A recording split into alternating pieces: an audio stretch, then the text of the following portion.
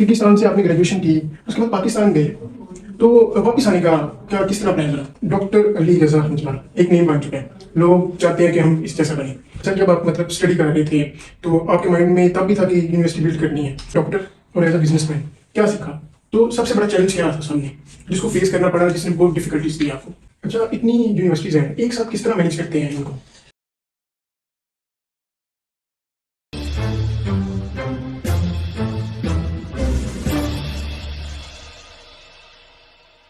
हज़रात, मैं हूं आपका होस्ट बुरहान और आप देख रहे हैं प्रोग्राम दी ऑफ स्क्रीन। उम्मीद है कि आप सब खैरियत से होंगे। आज के जो हमारे मेहमान है बहुत ही टैलेंटेड है, टीचर है, उसके साथ साथ एक कामयाब बिजनेसमैन भी है, डॉक्टर भी है। जी हाँ, हमारे साथ मौजूद है डॉक्टर अली रजा।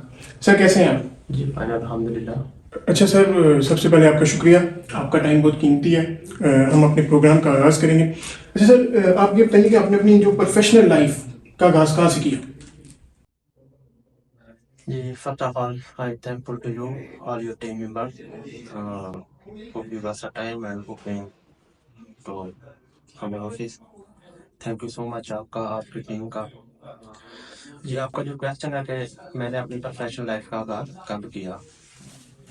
मैंने प्रोफेशनल लाइफ का आगाज अपना जिंदगी के सामने after graduation national surgical centre में as a post graduation student किया। उसके बाद मैंने 1 ईयर ऑफ जॉब की किर्गिस्तान में। उसके बाद मैं प्रॉपर प्रैक्टिकल फील्ड में आया।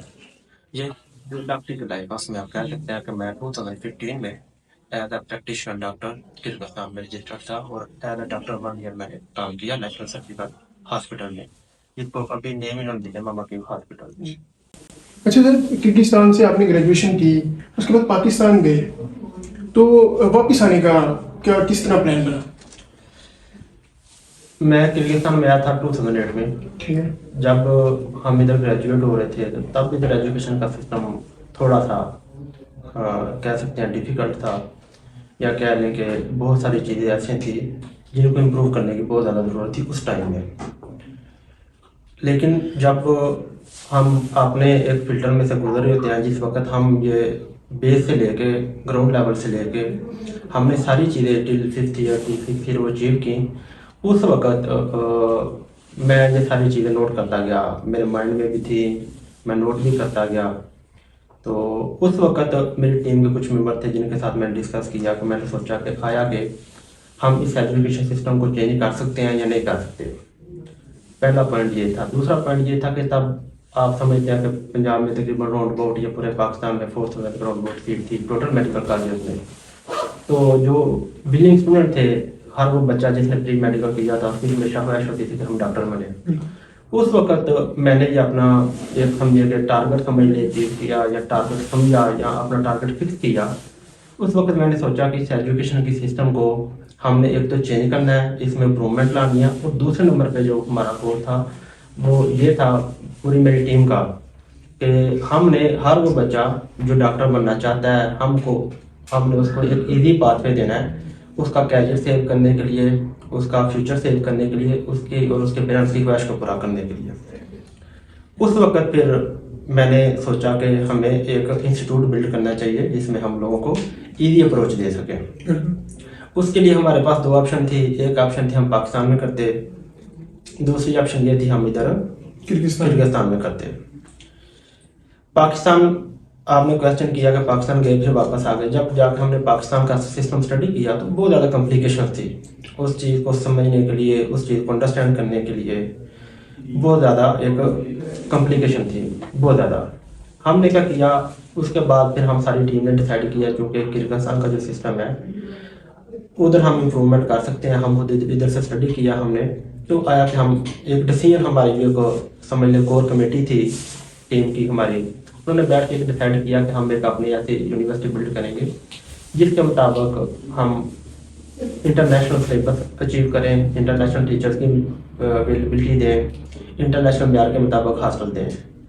आप ये समझ सकते हैं कि जो ग्रेजुएट्स इधर से 2015 से पढ़ के गए हैं तब हॉस्टल का कंसेप्ट बिल्कुल इधर नहीं था। अगर हॉस्टल का कंसेप्ट था तो वो था लोकल स्टूडेंट्स के लिए।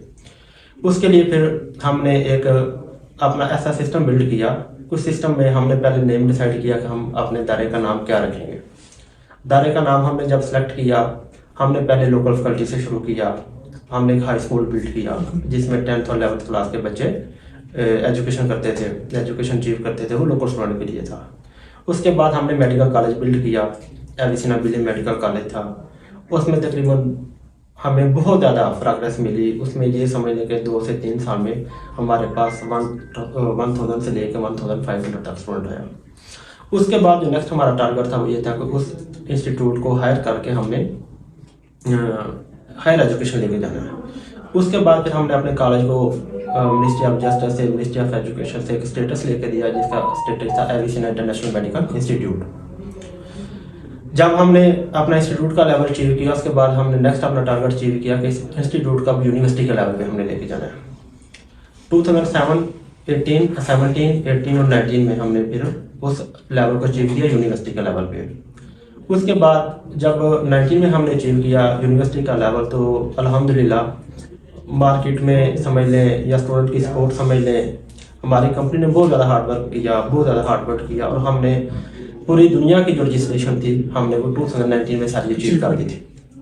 उसमें ACFM आप चेक कर सकते हैं, विडम चेक कर सकते हैं, international association of university check कर सकते हैं, वर्ल्ड हायर एजुकेशन ट्रैक्टरी आप चेक कर सकते हैं।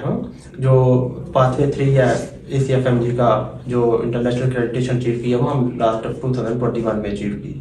तो ये सारा हमने एक आइडिया इधर से लिया कि जब हम खुद गुजर रहे थे हमने वो सारे सिस्टम की जो कमियां थी जो हमने नोट की, हमने वो कमियों को एक दूर करने के लिए हमने गोल अचीव किया कि हम उन कमियों को दूर करेंगे। उसके बाद आप इस चीज़ को नोट कर सकते हैं कि हॉस्टल का जो कंसेप्ट है सबसे पहले हमने दिया एविसिना में with attach washroom with attach bath हमने दिया 2017 में, जबकि हॉस्टल में बिल्कुल कंसेप्ट नहीं था। सेकंड चीज़ हमने की जो फर्स्ट ईयर में बच्चे हमारे आते थे बहुत ज़्यादा जब दूसरी यूनिवर्सिटी में आते थे लैंग्वेज बैरियर बहुत ज़्यादा था, उन बच्चों के लिए बहुत ज़्यादा प्रॉब्लम होती थी कि फ्लैट में जाए अचीव करें, कंप्लेंट आती थी, सीनियर की जूनियर के साथ बॉन्डिंग नहीं होती थी। उसके लिए हमने फिर एक नया रूल लागू किया कि फर्स्ट ईयर में हॉस्टल बच्चों के लिए कंपल्सरी होगा। इस रूल को फिर किर्गिस्तान की सारी यूनिवर्सिटीज ने फॉलोअप किया। हॉस्टल हमने जब दिया पूरी यूनिवर्सिटी के हॉस्टल ने कंपटीशन में आके हॉस्टल बिल्ड किए, ये दूसरा पॉइंट था। तीसरा पॉइंट था हमने इंटरनेशनल जो फैकल्टी थी मेडिकल के स्टूडेंट के लिए हमने वो 2017 से अप्लाई की। यही चीज़ फिर बाकी यूनिवर्सिटी ने अप्लाई की, इंटरनेशनल टीचर आना शुरू हो गए पाकिस्तान से, बांग्लादेश से, उसके बाद अदर कंट्री से, इंडिया से आना शुरू हो गए। ये वो चंद अहम पॉइंट थे जो मैं समझता हूँ कि हमारे जो बेसिक पॉइंट थे हमें सिस्टम को आगे लेके चलना, हम सिस्टम को अप्रूव करने के लिए इम्प्रूव करने के लिए हमने ये सारा कुछ किया और आज वो सारा सिस्टम जो 3 या 4 पॉइंट है यूनिवर्सिटी के ऊपर अप्लाई हुए हैं। और मैं समझता हूँ कि ये सब यूनिवर्सिटी में अप्लाई हुआ। आज के जो बच्चे आ रहे हैं उनके लिए बहुत ईजी है, बिल्कुल अकोमोडेशन का, एजुकेशन सिस्टम का और गेट टुगेदर बच्चों का, ये डिफरेंट कल्चर जो इवेंट्स होते हैं हमने वो ऑर्गेनाइज किए। ये सारी चीज़ें ऐसी थी जो जिस वक्त में हम स्टूडेंट थे तब नहीं थी, लेकिन बाद में हमने जब फॉलोअप किया बाकी सारी यूनिवर्सिटी ने फॉलोअप किया और इसने इंटरनेशनल कम्युनिटी को, इंटरनेशनल स्टूडेंट की जो कम्युनिटी थी उसको बहुत ज़्यादा एक समझे कि पीक पे ले गए। बिल्कुल। अच्छा सर, डॉक्टर अली रजा एक नेम बन चुके हैं, लोग चाहते हैं कि हम इस जैसा बने। अच्छा, कौन सा ऐसा टर्निंग पॉइंट था जो आप समझते हैं कि मेरी लाइफ में ही आया और मैंने ये अचीव किया? कौन सी ऐसी चीज़ थी जो लाइफ में? इसके लिए सबसे जो ज़रूरी चीज़ थी, इसमें आप कह सकते हैं कि 2 चीज़ें बहुत ज़्यादा ज़रूरी थी। एक तो जब हमने ये स्टार्ट किया कि हम एक यूनिवर्सिटी बिल्ड करेंगे अपनी, तो उसके लिए बहुत ज़्यादा ज़रूरी था कि सपोर्ट मिलती। हमें सपोर्ट किसी बंदे ने नहीं दी। उसके लिए बार बार मेरी टीम के जो मेंबर थे, जो टीम के लोग थे, वो बहुत ज़्यादा डिस्कार्ड भी हुए कि आया कि ये पॉसिबल नहीं है। जो हमारे सीनियर थे उस वक्त, जो वो तभी ये कहा करते थे कि यार ये पॉसिबल नहीं है, ये पॉसिबल नहीं है, ये फील्ड को करना, ये एजुकेशन इंस्टीट्यूट ओपन करना, ये पॉसिबल नहीं है हर बंदे के लिए। लेकिन मैंने समझा कि मेहनत हमने स्टाफ ने की, हमने ये सोचा कि हमने ये करना है तो करना है। उस चीज़ ने हमें एक सपोर्ट जो दोस्तों की थी, आपस में भाइयों की थी, टीम मेंबर्स की थी, उसमें समझे कि जो भी हमारा सर्कल था, सोशल सर्कल था, पेरेंट्स से, सबकी जो सपोर्ट थी, उस चीज़ ने टारगेट को अचीव करने में हमें बहुत ज़्यादा हेल्प की।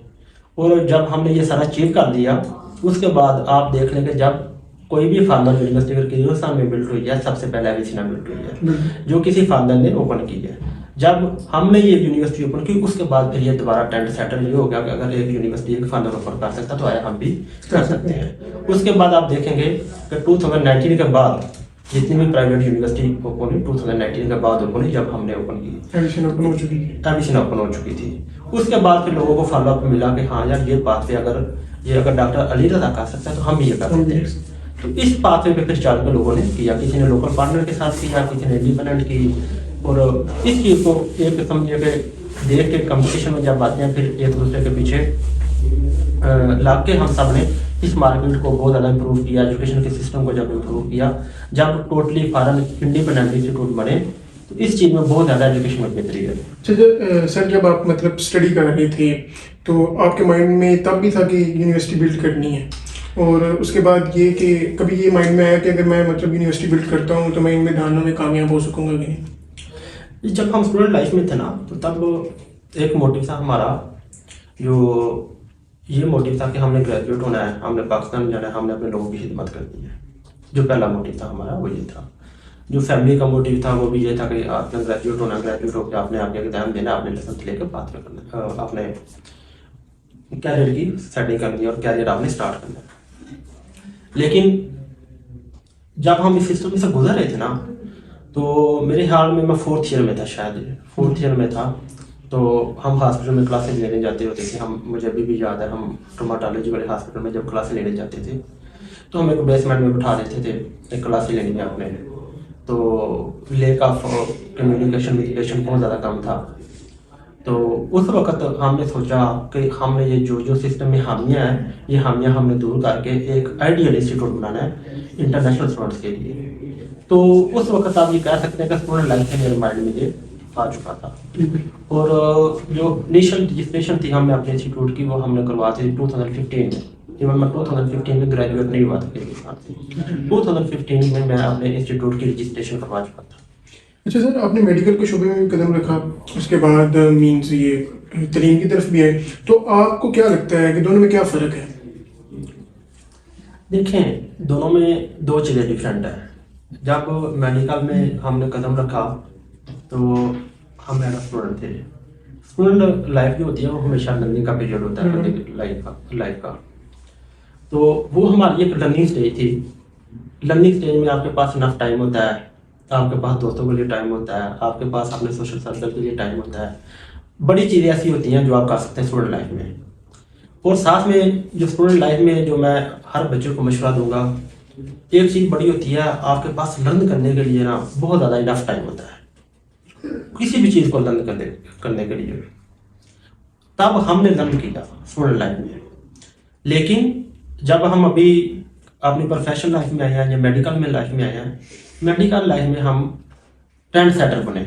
जब ट्रेंड हमने सेट किया तो ट्रेंड सेटर जब हम बने, तो इस ट्रेंड को मैं देखता हूँ कि जब दूसरी यूनिवर्सिटी फॉलो करती हैं या लोकल यूनिवर्सिटी फॉलो करती हैं, फिर एक खुशी होती है कि आया कि जो हमने स्टेप लिए थे वो बड़े अच्छे स्टेप थे। और इन्हीं चीज़ों में आके जो बेनिफिशियल है, बेनिफिट हम ले रहे हैं या बेनिफिशरी हैं, वो समझे कि इंटरनेशनल स्टूडेंट हैं। हाँ वो इंडिया से हैं, हाँ वो पाकिस्तान से हैं, हाँ वो बांग्लादेश से हैं, हाँ वो मोरक्को से हैं, हाँ वो इजिप्ट से हैं। ये जो बेनिफिशरी इंटरनेशनल स्टूडेंट्स हैं वो भी सेटिस्फाई इसी वजह से हैं। मैं ये समझता हूँ कि स्टूडेंट लाइफ में जो हमने लर्न किया वो हमारा एक लर्निंग पीरियड था। अभी जो हम प्रोफेशनल लाइफ में हैं, हम अभी एक लोगों को होप दे रहे हैं, लोगों की एक उम्मीद दे रहे हैं कि भाई आपका जो भी कैरियर है, आप अपने कैरियर को, अपने गोल को अचीव कर सकते हैं।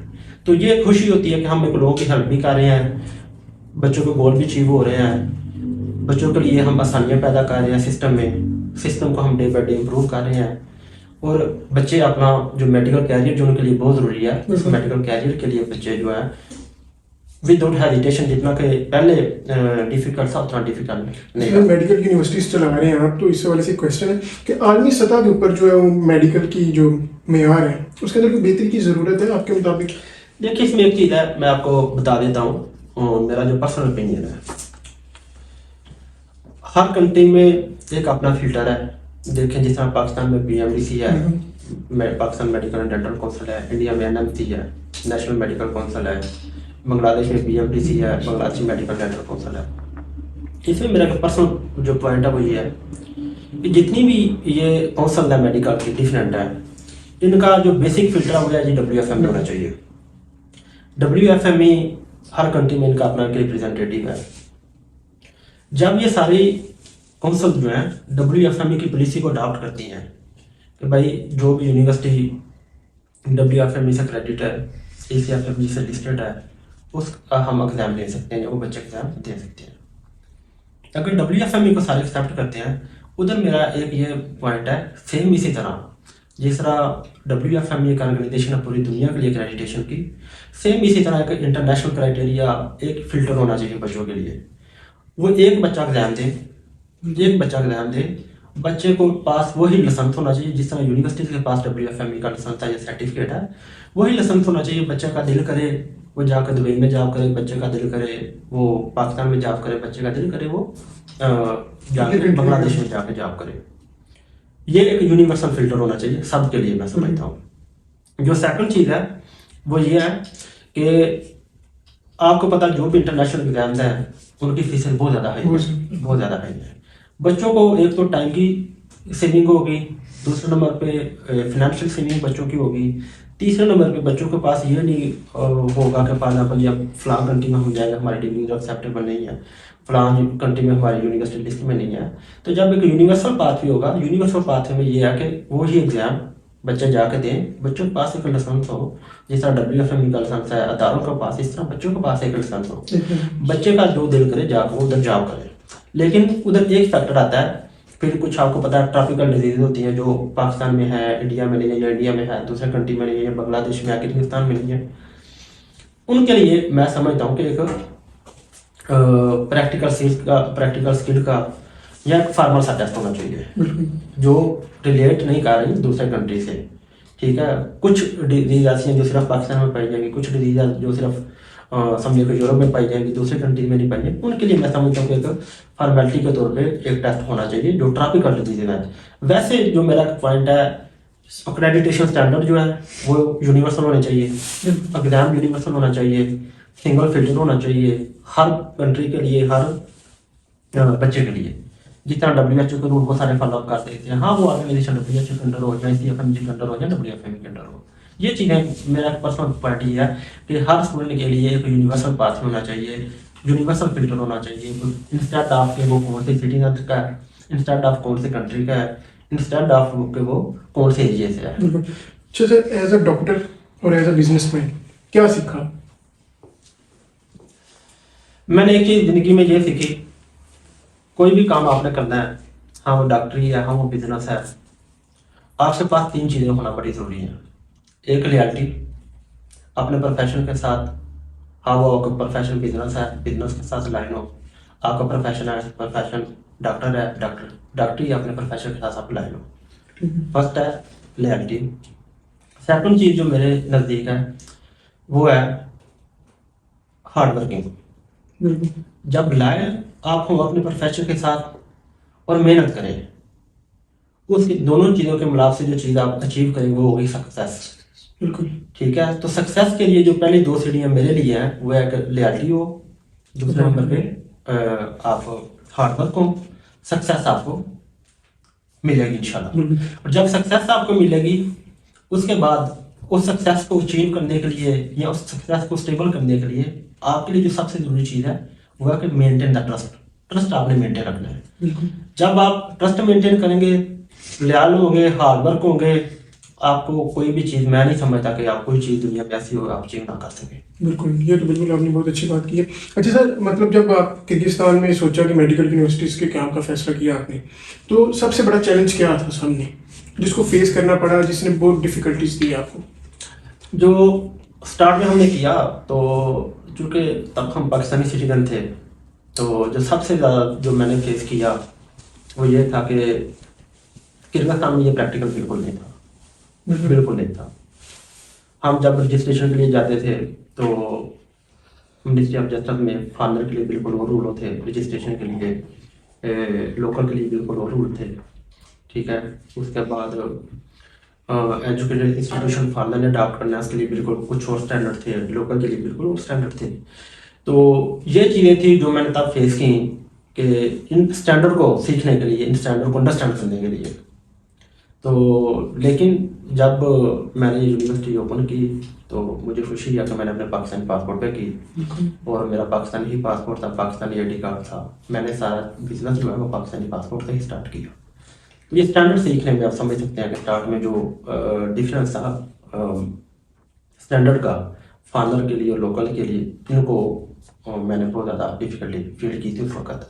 अच्छा, इतनी यूनिवर्सिटीज़ हैं, एक साथ किस तरह मैनेज करते हैं इनको? देखें अल्हम्दुलिल्लाह, आपको पता जो कि IMU में हैंडल कर रहा हूँ, एबिसिना इंटरनेशनल मेडिकल यूनिवर्सिटी का चेयरमैन मैं खुद हूँ। इंटरनेशनल यूरोपियन यूनिवर्सिटी को मैं खुद लीड कर रहा हूँ, उधर भी मैं चेयरमैन हूँ और फाउंडर हूँ, आपको पता है यूनिवर्सिटीज़ का।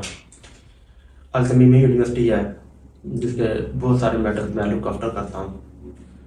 तो मैं समझता हूँ जो टेक्नोलॉजी का दौर है, किसी भी चीज़ को मैनेज करना कोई इतना मुश्किल नहीं है। हर चीज़ आपके मोबाइल में है, एक सिंगल क्लिक पे है। ऐसे ऐसे सॉफ्टवेयर आ चुके हुए हैं कि आप व्हाट्सएप पे बैठ के या किसी जगह पे बैठ के काम दे सकते हैं। आप शाम तक उसकी प्रोग्रेस चेक कर सकते हैं कि इस काम की, या इस जो हमारा एक पॉइंट था, जो हमारा एक काम पेंडिंग था, उसकी प्रोग्रेस क्या है, किस लेवल पे है। ठीक है, तो टीम वर्क का भी बहुत ज़्यादा रोल होता है। टीम वर्क को भी, जितने भी बच्चे हैं हमारी टीम में या जितने भी पार्टनर हैं हमारे, मैं हमेशा उनको यही समझाता हूँ कि काम को काम समझ के करें। काम को जब आप काम समझ के करेंगे, जिम्मेदारी समझ के करेंगे, तो फिर आप अचीव कर देंगे। तो अल्हम्दुलिल्लाह सारी जिम्मेदारी के साथ जो जो काम मैं देता हूँ वो पूरा कर रही है। इसमें सारी टीम का बहुत ज़्यादा रोल है।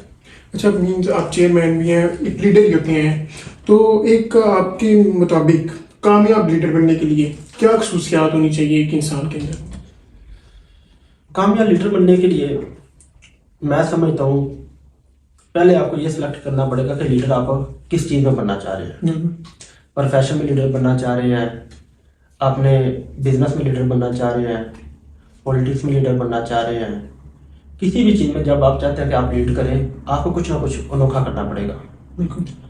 आपको पहले जिस सिस्टम को आप लीड करना चाह रहे हैं, अगर सिस्टम को लीड करना चाह रहे हैं, हेल्थ के सिस्टम को, आपके हेल्थ के सिस्टम को ब्रीफली अंडरस्टैंड करना पड़ेगा।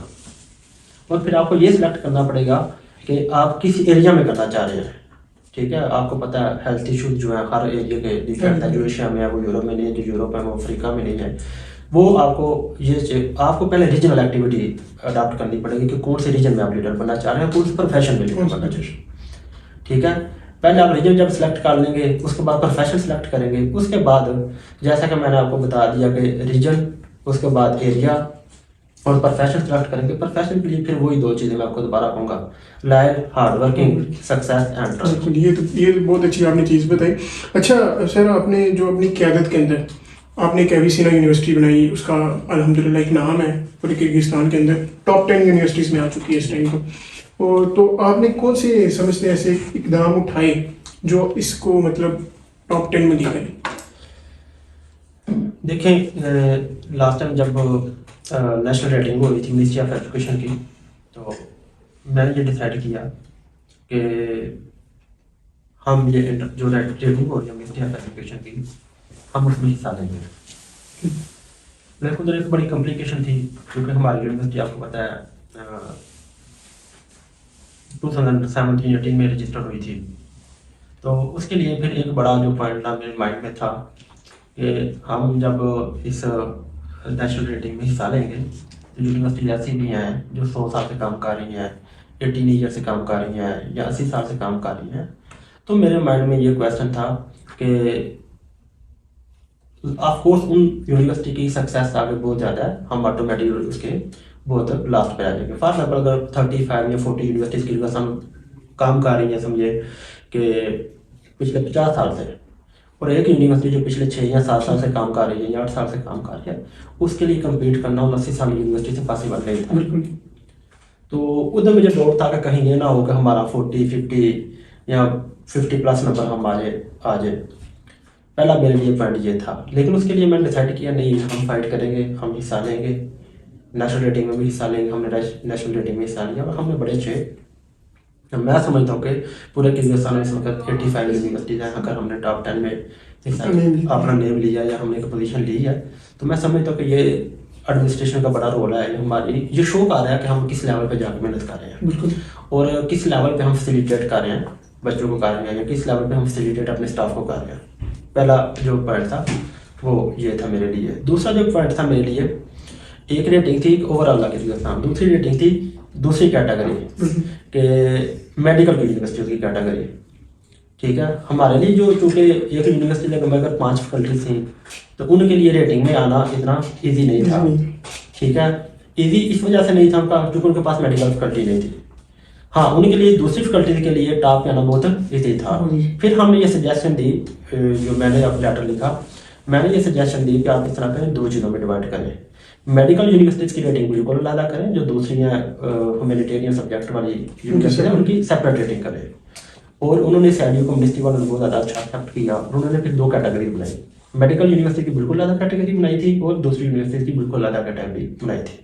तो उसमें जब अनाउंस किया मीडिया में भी आप लोगों ने देखा होगा कि मैं समझता हूँ कि बीच में 2 या 3 या 4 यूनिवर्सिटी ऐसे भी हमने टॉप की जो कि पिछले 15-20 साल से काम कर रही थी। बिल्कुल।